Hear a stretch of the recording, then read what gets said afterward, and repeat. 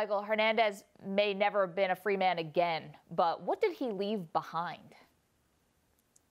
Well, he leaves behind, his fiancee Shayana, his daughter Avielle, and his mother and his brother Jonathan. And I think it's hard for a lot of people to fully appreciate and understand because they understandably focus on the crimes that he committed and was accused of committing. But to them, this is family. I mean, there's a little girl who's never going to really know her father, and they loved him. And this to me just adds another layer of tragedy to the whole situation. I don't like to measure tragedy against tragedy. I don't think it makes things any better for any of the people that have already lost loved ones, whether Aaron committed the murders or was accused of committing them or whatever.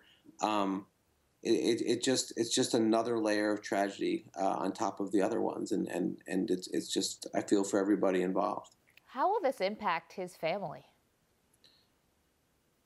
Well, obviously, this has been miserable again for everybody involved. I don't know where they go from here. I mean, I think there's going to be some questions that will probably always be unanswered about why he did this and really why he ended up in this situation.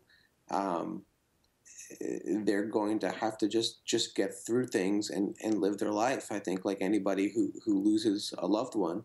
They're going to have to do that. And what makes this more complicated, obviously, is some of the choices that Aaron made and the crime that he was convicted of. It's hard, I think, for the people who loved him to reconcile the Aaron that they thought they knew with the Aaron that has been portrayed, obviously, in court testimony. And who was he really? And those are questions, I think, that haunt them.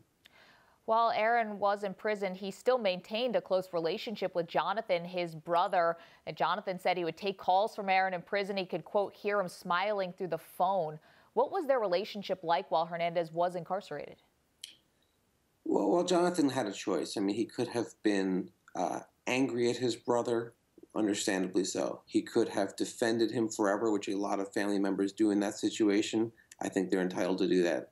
He really didn't do either of those things, and he didn't disown him and dismiss him. What he decided after a lot of thought and a lot of tears and a lot of nightmares was, this is my brother. I'm just going to be his brother, and I'm not going to make it any bigger or smaller than that.